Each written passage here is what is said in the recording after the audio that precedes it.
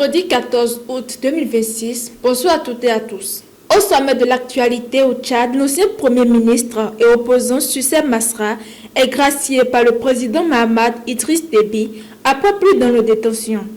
En Europe, l'OTAN abat un drone entré dans l'espace aérien de la Lettonie dans un contexte de multiplication des incursions aériennes dans le pays balte. Et en Amérique, les États-Unis et la Colombie renforcent leur coopération militaire dans la lutte contre le narcotrafic.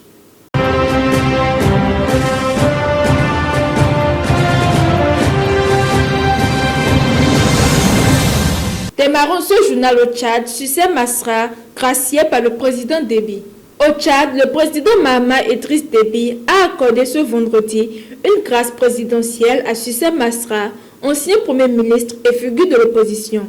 Condamné à 20 ans de prison pour notamment diffusion de messages à caractère haineux et xénophobe et complicité de meurtre, l'opposant était détenu depuis plus d'un an.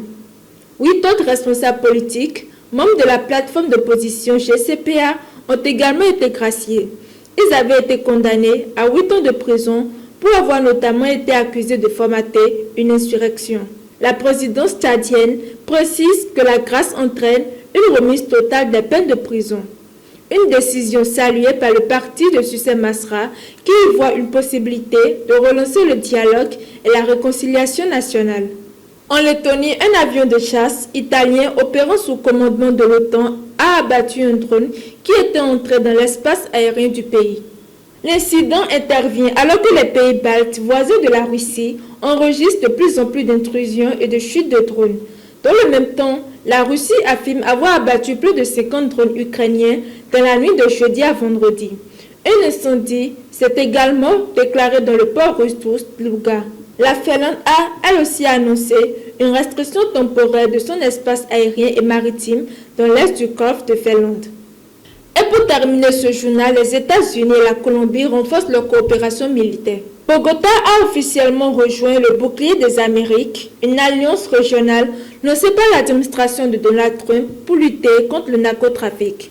Selon le Pentagone, la Colombie autorisera des opérations militaires conjointes avec les États-Unis. Cette annonce marque un réchauffement des relations entre les deux pays après plusieurs années de tensions sous l'ancien président colombien Gustavo Petro. Washington et Bogota coopèrent déjà depuis plusieurs années dans le renseignement et la lutte contre le trafic de drogue. Mais cette nouvelle coopération intervient alors que la Colombie est encore mobilisée après le séisme qui a frappé l'ouest du pays le 10 août dernier. C'est la fin de cette édition. Merci de nous avoir suivis et bonne soirée à toutes et à tous.